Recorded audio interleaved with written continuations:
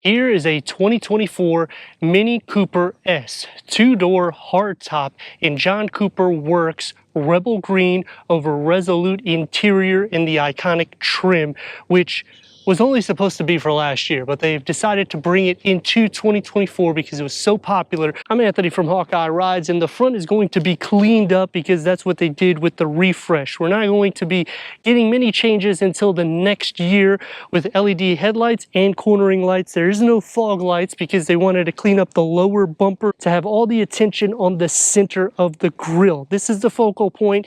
Every badge will get blacked out because of the iconic trim. The Resolute exterior, I like the graphics that go on the hood and around the grille because it is the focal point in which they even illustrate this on the interior for the door panels and throughout the dash.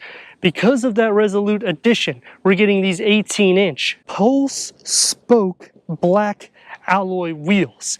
When you get into the JCW, you're going to get some red brake pads. It's going to have 4 pistons in the front. When you get into the S, you are getting some of the suspension because it's going to be tuned. Underneath the hood, 2.0 liter, 4-cylinder, mini twin power turbo, 189 horsepower, 207 pound-feet of torque. Because of the iconic trim, we're swapping out the 6-speed manual transmission and getting a 7-speed dual-clutch automatic transmission. So this is going to be just as fun and unique. The two-tone, meaning the side view mirrors and the roof, is because of the Resolute package. 28 MPGs for the city, 38 MPGs for the highway, and because you're more or less sitting in the front wheel well, it's going to have that go-kart ride. It's a McPherson strut front suspension, multi-link rear suspension, which gives you the ability to do some cornering. It's not necessarily a perfect 50-50 weight distribution, but it is pretty close. And the heritage that keeps on with the Union Jack LED taillights, the lower is going to be just as clean as the front, making the focal points to dual exhaust outlets, black tips, and everything blacked out. Keeping the iconic style of Mini and just going to the 21st century. That's what BMW has done here. Quick release going into 8.7 cubic feet of storage underneath the floor. Has a little click here so you can hold with some more storage underneath it. Split fold the rear bench at a 60-40 split, and that will increase the cargo to the Mini at 34 cubic feet. It does sit low, so for cargo, it's going to be easy to load and the bumper does not come out so much.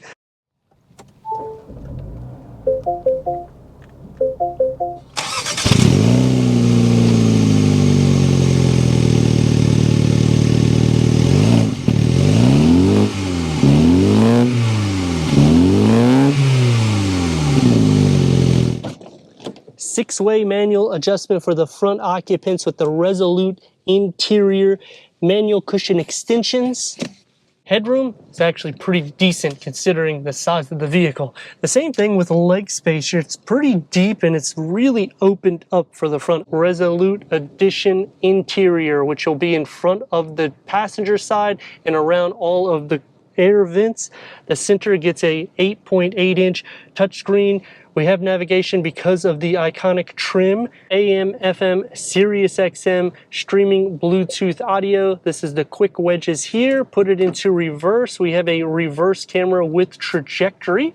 And when you get close to an object, these LED light bar will indicate different colors to how close you are with the beeping sound. Working into dual climate control settings because of the icon trim. I like the toggle switches for the push to start and to turn that auto start stop off because it's a little bit annoying. USB ports, 12 volt, the key fob for the new Mini Cooper. And we're not receiving the 6-speed manual, but a 7-speed dual clutch automatic transmission. We get the Mini iDrive. It's going to be more sporty. Wireless charging pad because of the iconic trim. Open this up and you have a little bit more areas here that you could maybe put something. It's going to probably fall, but the nice thing is you can adjust this for the height. Leather wrap steering wheel with the Resolute badging, multi-function, but the paddle shifters are going to be more flat.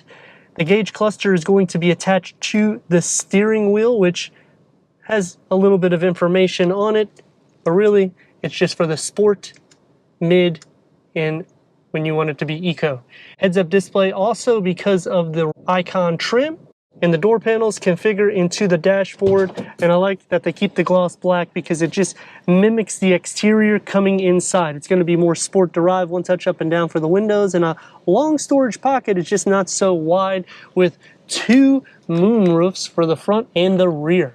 More toggle switches, power folding side view mirrors with access key entry. Going into the back, it's actually not necessarily so bad as you would think. Storage behind both of the front seats. Leg space is going to be good if I'm not driving, but if I'm driving, it's going to be a lot more tight. Cup holder in the center and on both sides, and it's going to be more sporty because they don't really give you anything soft back here. And headspace is actually pretty good for the size of this vehicle. 6.4 seconds, 189 horsepower.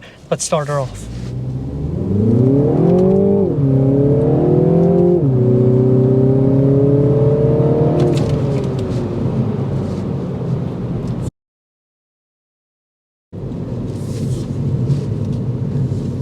Now, it's not necessarily the best weight distribution, but BMW does a great job in the sense of making them a near perfect.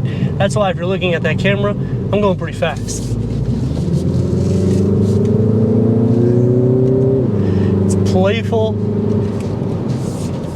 Oh yeah, I like it. I mean, it really does have that youthful to the drive that people are really looking for these days, and it's hard to find in an everyday blend vehicle that starts in a $20-some thousand MSRP. Yes, when you start putting features, it does go up to around $38,000, which is what we have here. And some of those packages are going to bring me to some pros and cons. And we're going to start off with the pros about the Mini Cooper S 2-door hardtop. You can now option a 6-speed manual across the board, which last year you could only do it on the 2-door. So I like that Mini is making it a little bit more pleasurable. When you option the iconic trim, you will get the 7-speed dual clutch automatic transmission, and there's nothing wrong with that, because if you don't want to stick, look at the fun you can have.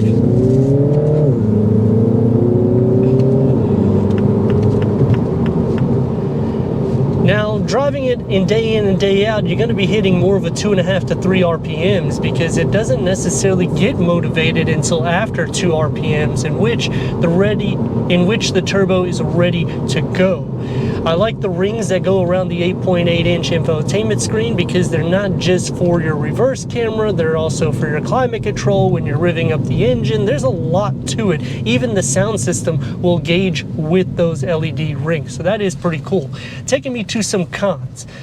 The packages are a little excessive, but they do have some grounds, because you're getting a 7-speed dual clutch automatic transmission. You're getting the navigation, heads-up display, power adjusting side view mirrors. So they do throw in a lot, and it's hard to say I would not option that, because personally, these are amenities that you're going to use on a day in and day out basis.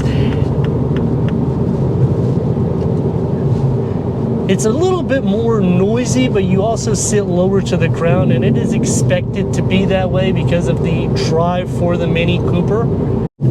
Some other negatives about the vehicle is when you option it up like this, you're at JCW money. So then you need to start considering, do I need these amenities, or should I just go into a performance variant in which that one is going to be night and day difference, dynamically speaking. The Resolute package, I would option it, because you're getting the 18-inch wheels, you're getting the pattern on the dashboard, you're getting the graphics on the exterior. The whole interior also receives it for where you're sitting. You get it on the Napa leather wrapped steering wheel.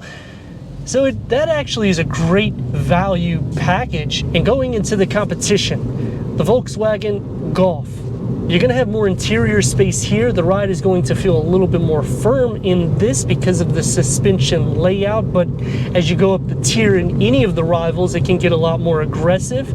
Just you have more seat space for the front occupants.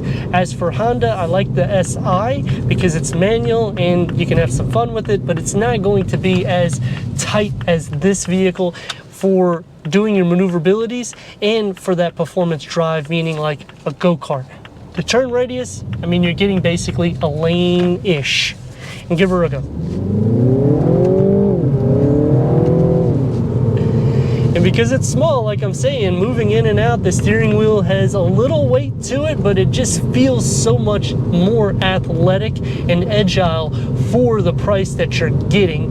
But let me know your thoughts in the comments, and if you're new to the channel, consider subscribing. Check out the next video, merchandise, website, and Instagram. Leave a comment and a like, and I'd like to thank Minnie of Wesley Chapel for giving us this 2024 Mini Cooper S 2-door hardtop for our car review.